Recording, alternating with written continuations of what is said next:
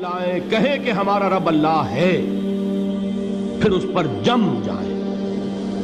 ان پر فرشتوں کا نزول ہوتا ہے، نہ کوئی غم کرو نہ خوف، خوشیاں مناؤ جنت کی جس کا تم سے وعدہ کیا گیا تھا۔ اللہ کی ربوبیت پر اطمینان جب انسان کو ہو جاتا ہے، میرا رب اللہ ہے، ربی اللہ، انسان کے لیے نہ کوئی کھٹکا، نہ کوئی خطرہ، نہ کوئی خوف، نہ کوئی حزن۔ جو کچھ ہو رہا ہے کس کے اذن سے ہو رہا ہے؟ اللہ کے اذن سے۔ اللہ کے اذن کے بغیر پتہ تک نہیں ہلتا۔ یہ کوئی اندھا بہرا مادہ نہیں ہے جس سے مجھے کوئی خوف ہو۔ اندھا بھینسا چلا آ رہا ہو اس سے تو ڈرنے کا ہر انسان کو ڈرنا چاہیے، نہ معلوم کس کو ٹکر مار دے۔ لیکن نہیں، اس کائنات کو چلانے والا ایک سمیع و بصیر خدا ہے، وہ جو میرا دوست ہے، میرا ولی ہے۔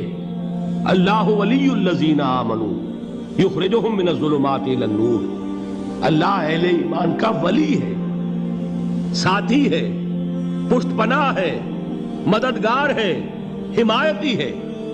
بتائیے جسے یقین ہو جائے کہ اللہ میرا مددگار، اللہ میرا محافظ، اللہ میرا پشت پناہ، اللہ میرا حمایتی، اس کے لیے کوئی خوف ہوگا؟ اس سے کوئی ڈر ہوگا؟ میں مثال دیا کرتا ہوں ایک بہت سادہ پنجاب کے دیہات کی۔ وہ بڑا چودھری ہے اور کوئی غریب کسان ہے۔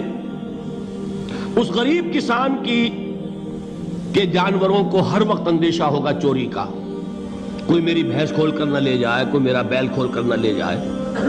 لیکن جس کے بارے میں یہ سب کو معلوم ہو کہ وہ جو بڑا چودھری ہے وہ اس کا دوست ہے، اس کی بچیا کو کوئی خوف ہوگا؟ اس کی بھینس پر کوئی ہاتھ ڈالے گا؟ اسے کوئی اندیشہ ہوگا؟ نہیں۔ کیوں؟ کہ وہ بڑا چودھری، بڑا اس کا یہاں کا سردار، جاگیردار، سب کو معلوم ہے وہ میرا دوست ہے، کوئی میرے خلاف اقدام نہیں کر سکتا۔ اس دنیا میں یہ چھوٹی سی بات اگر آپ کے دلی اطمینان اور سکون کا باعث بن سکتی ہے تو ذرا تصور کیجئے۔ میں لفظ تصور استعمال کروں گا صرف اس لیے کہ اس کا ہم جس کو کہتے ہیں ادراک اور شعور کر نہیں سکتے، اگر کے ساتھ کر سکتے۔ اگر یقین ہو کہ اللہ میرا مددگار اور یقین ہو کہ اللہ ہر آن میرے ساتھ ہے، پھر کوئی خوف؟ کس کا خوف؟ کوئی شے اللہ سے بالا تر ہے؟ کوئی قوت اس سے زیادہ طاقتور ہے؟ کوئی اس کے ارادے کو بدلنے والا ہے؟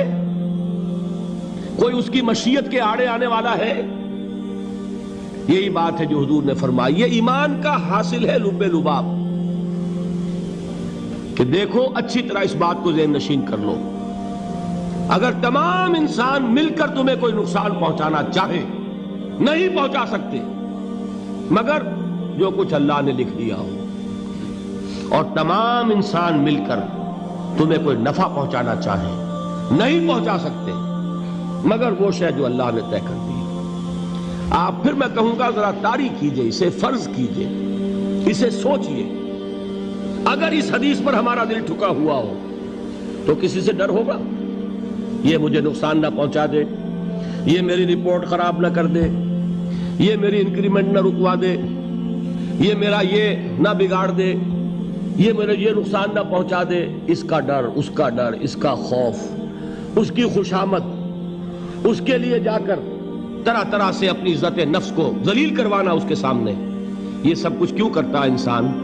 جب سمجھتا ہے کہ اس کے ہاتھ میں میرا کوئی نفع ہے، اس کے ہاتھ میں میرے لیے کوئی ضرر ہے، یہ مجھے کوئی غضب پہنچا سکتا ہے، یہ مجھے کوئی نقصان پہنچا سکتا ہے، یہ میرا کوئی کام بنا سکتا ہے، یہ میری کوئی ضرورت پوری کر سکتا ہے، اسی کا نام شرک ہے۔ جہاں آپ نے یہ سمجھا کہ غیر اللہ کے اندر کوئی طاقت موجود ہے وہی شرک ہے۔ بتوں سے تجھ کو امیدیں، خدا سے نومیدی، مجھے بتا تو صحیح اور کافری کیا ہے؟ شرک تو یہ ہے۔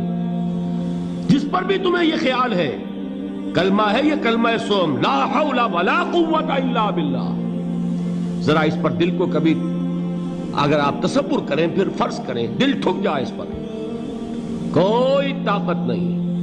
یہی بات تھی جو شیخ عبد القادر جیلانی رحمۃ اللہ علیہ نے اپنی وصیت میں اپنے بچے سے کہی.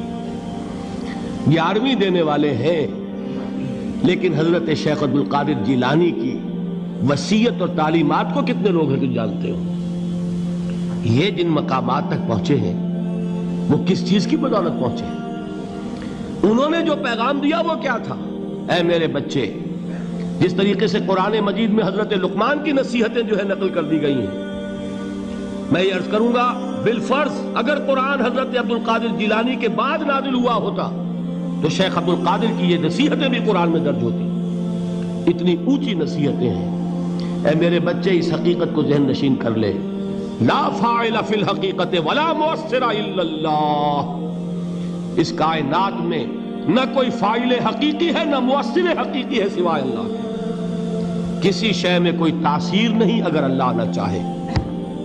آگ جلا نہیں سکتی اگر اللہ نہ چاہے. پانی ڈبو نہیں سکتا اگر اللہ نہ چاہے. زہر ہلاک نہیں کر سکتا اگر اللہ نہ چاہے. کوئی چیز فائدہ نہیں پہنچا سکتی اگر اللہ نہ چاہے. تو در در پہ کیوں سر جھکاتے ہو؟ در در پر کیوں جبیں سائی کرتے ہو؟ سب کے سامنے کیوں ہاتھ پھیلاتے ہو؟ ایک اللہ سے مانگو. ایک اللہ کے سامنے زمین پر اپنی جبین رکھو. لا فاعل فی الحقیقت ولا مؤثر الا اللہ. نظر آتا ہے ہمیں کہ پانی پیاس بجھا دیتا ہے. پیاس بجھانے کی صلاحیت پانی میں نہیں ہے، اللہ کے اذن سے. کھانا بھوک مٹا دیتا ہے. بھوک مٹانے کی صلاحیت کھانے میں نہیں ہے، اذن رب میں. دیکھیے یہی یقین تھا. حضرت موسیٰ علیہ السلام کا واقعہ یاد کیجئے. سامنے سمندر آ گیا ہے. قوم دیکھتی ہے پیچھے کہ گرد و غبار کا طوفان ہے. معلوم ہوا کہ فرعون اپنے لشکر سمیت آ گیا ہے. لشکر جب چلتا تھا تیز رفتاری کے ساتھ تو گرد و غبار کا جو طوفان اٹھتا تھا اس کا تصور کیجئے. اور لمحہ بلمحہ وہ قریب آ رہا ہے. پوری قوم نے کیا کہا؟ اے موسیٰ انا لمدرکون. اے موسیٰ ہم کو پکڑے گئے. قرآن مجید نے تو یہاں وہ باتیں نہیں لکھی ہے، لیکن تورات میں یہ درج ہے کہ بنی اسرائیل جھگڑنے لگے، دست و گریبان ہو گئے موسیٰ کے ساتھ. موسیٰ ہمیں یہاں مروایا لا کر، اس سے تو ہم ہی بہتر تھے. وہاں کھانے کو ملتا تھا، زندگی تو تھی. بیگار ہم کر رہے تھے، موت تو نہیں تھی. اب جو کچھ ہوگا اس کا تصور کرو، جس طریقے سے ہمارے ٹکڑے اڑائے جائیں گے. تو لڑ رہے ہیں حضرت موسیٰ علیہ السلام سے. یہ تورات کی تفصیل ہے. قرآن میں صرف اتنا آیا ہے، پریشان ہو کر انہوں نے کہا انا لمدرکون. موسیٰ ہم تو پکڑے گئے. اس وقت موسیٰ کا جواب کیا ہے؟ کلا ان معی ربی سیہدین. نہیں، میرے ساتھ میرا رب ہے، وہ راستہ دے گا. بتائیے کہاں راستہ نظر آ رہا ہے؟ یہ ہے ایمان بالغیب. راستہ نظر نہ آئے تب اللہ پر یقین ایمان ہے. جیب میں پیسے ہوں اور تب دل کو اطمینان ہے تو ایمان کس پر ہوا؟ پیسے پر، اللہ پر نہیں. جب وسائل و ذرائع نہ ہو اور پھر یقین ہو کہ اللہ مسبب الاسباب ہے، وہ اسباب کا پابند نہیں ہے، وہ اسباب کا محتاج نہیں ہے، اسباب اس کے محتاج ہے. اگر یہ یقین ہے تو اللہ پر ایمان ہے. یہ نہیں ہے تو تمہارا ایمان اسباب پر ہے، وسائل پر ہے، ذرائع پر ہے، مادیات پر ہے، اللہ پر نہیں. اس وقت کہاں راستہ تھا؟ کوئی راستہ تھا؟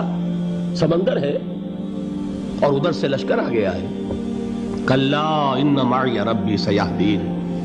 اب دیکھیے ایمان کہہ دینا آسان ہے، ہوا معکم اینما کنتم. جہاں کہیں بھی تم ہوتے ہو اللہ تمہارے ساتھ ہوتا ہے. لیکن اس کا یقین قائم ہو جائے تو زمین و آسمان کا فرق واقع ہو جائے.